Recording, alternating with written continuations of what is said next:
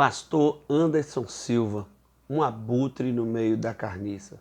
Shalom, querido seguidor do nosso canal, na pegada de Yeshua.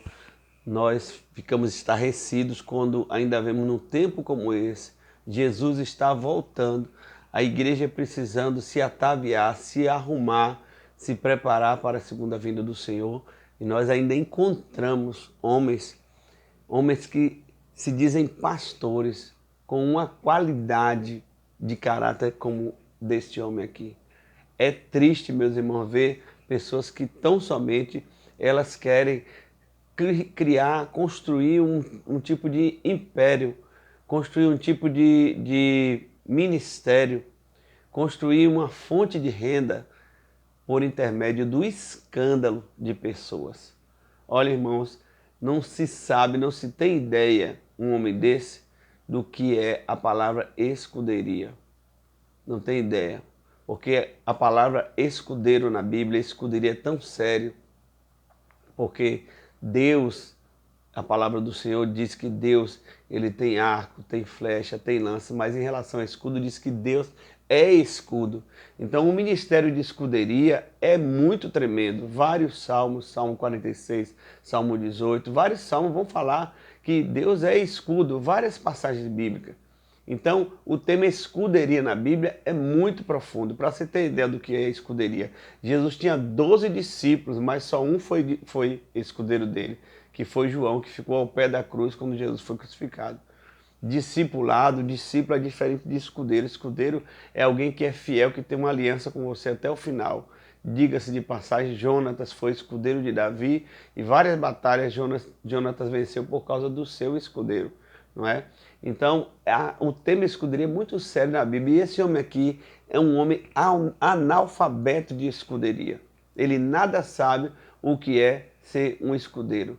Aí ele não sabe sobre a prática de Sem e Jafé, que quando viram o seu pai desnudo, o seu pai despido, Noé despido após uma embriaguez, vieram de costa para cobrir o seu pai, para não ver a nudez. Ele é o contrário disso aqui. Ele é, como diz o tema desse vídeo aqui, um abutre no meio da carniça. Só que tem um fator da natureza muito interessante. Sempre os pássaros comem as formigas, mas tem um dia que a formiga vai comer o pássaro, irmãos. Até o abutre um dia vai virar carniça para ser comido por outros abutres. Então hoje esse homem faz o papel de um abutre no meio da carniça. Não estou negando que muitos pastores têm realmente sido motivo de escândalo, sido motivo de vergonha da nação, a postura de muitos pastores, através de ganância, de querer dinheiro, de corrupção, de sensualidade. É um sem fim, né, de escândalos nos meios pastorais. Mas um pastor se levantar contra outro pastor para expor o escândalo desse pastor, ele nunca soube, nunca conheceu o conteúdo de Mateus capítulo 12. Mateus capítulo 12 vai dizer exatamente isso, que os fariseus acusaram Jesus de Beelzebul. Beelzebul, meus irmãos, é o demônio de escândalo. Beelzebul, Baal-zebub, príncipe das fezes ou príncipe das moscas. Então é um demônio que atua só para influenciar outras pessoas com escândalo. E esse homem arrota escândalo. Fala de Neil Barreto, fala de André Valadão, fala tantos tipos de pastores que tem aí que eu nem Silas Malafaia, ele atira para todo lado, não importa o tema, apesar que ele tem preferência por temas na área sexual. Esse cara deve ter algum problema aí sexual, alguma parte da sua vida que foi interrompida sexualmente, porque a mente dele é só um pênis e uma vagina, é uma coisa doentia. Então ele tem como propósito ganhar notoriedade e ganhar dinheiro e ficar rico com escândalo, e agora está se candidatando a entrando na política. Não sei qual é o cargo que ele está se propondo, mas ele é de Brasília e ele só quer, de degrau em degrau, ficar bem de vida, enricar financeiramente às custas de escândalo, e seu próximo passo agora é política. Mas Tem um princípio da palavra, irmãos, que é para crente, descrente, católico, espírita, macumbeiro. Diz assim que Deus não se deixa escarnecer. O que o homem plantar, isso ele vai colher. Efésios 6, 7. Então, olha, esse homem tem plantado escândalo. Ele tem desdobrado, principalmente ultimamente, escândalo com o pastor Neil Barreto. Que o fato de eu estar denunciando esse pecado desse homem aqui, não quer dizer que os demais pastores não estejam errados. A questão não é essa. Mas você vir para a rede social para expor a vida de um pastor que está com a flecha nas costas, isso não tem nada a ver de escuderia. Isso é algo podre, algo triste, algo que não ministra um exemplo de um pastor, de um homem de Deus, de um homem que tem caráter, de um homem que tem temor. Então, realmente é como diz esse vídeo, esse homem é um abutre no meio da carniça. Vive dos tropeços dos demais. Vive dos erros das pessoas. Vive de expor o escândalo das pessoas. Vive, como diz o ditado, de jogar fezes no ventilador. Mas outro ditado também diz que tem um dia da caça e tem um dia do caçador. Esse homem vive caçando as falhas, as desventuras de líderes para expor em rede social.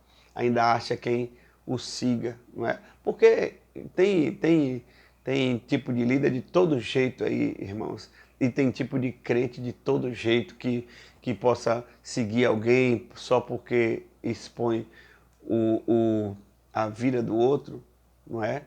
E com o pretexto de que isso é algo profético, ou isso é um pastor que preza pelos usos e bom costume. Sabe, um pastor que preza por um caráter pastoral, que quer imitar Jesus, ele é um pastor de oração, ele é um pastor de leitura da palavra, ele é um pastor de jejum, ele é um pastor presente na sua família, ele é um pastor de bom testemunho. E não o que esse camarada faz, esse homem é doentio. Esse homem não pode ver um escândalo, uma falha de um líder, de um pastor, que ele está em cima para querer expor. Então esse não é o perfil de um homem de Deus. O perfil de um homem de Deus é de ter temor, de dobrar o joelho, pedir misericórdia pelo erro desse pastor. Esse homem vive de treta. Esse homem vive de chafurdar, de expor a vida dos outros. Então, miserável homem que sou, diz o apóstolo Paulo. O apóstolo Paulo dizendo dele mesmo, miserável homem que sou. Quem me livrará do pecado dessa morte? Quanto mais um homem desse. Se o apóstolo Paulo, que foi o maior evangelista depois de Jesus, diz que ele é miserável, o que esse homem é aqui?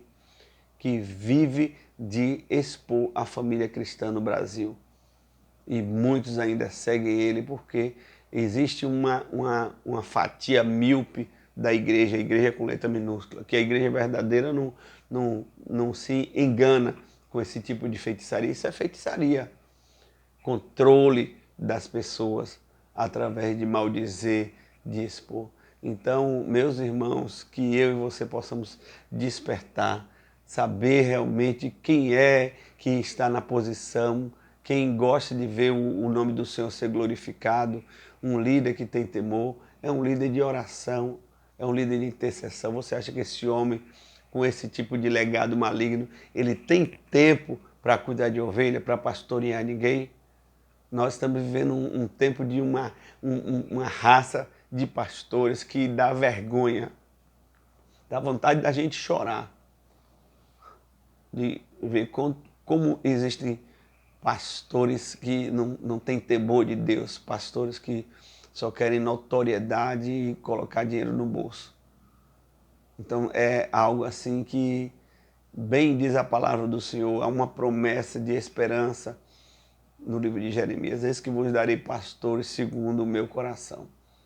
E eu tenho esperança que no último avivamento da última hora o Senhor levante mesmo pastores, homens de Deus, homens tremendos como muitos que o Senhor levantou na terra, a exemplo dos seus próprios discípulos que morreram por amor ao Senhor, sem buscar notoriedade.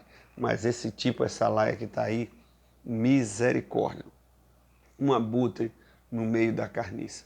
Mas até o abutre um dia vira carniça. Que Deus tenha misericórdia de nós. Porque a palavra do Senhor diz que aquele que pensa estar em pé, cuide que não caia.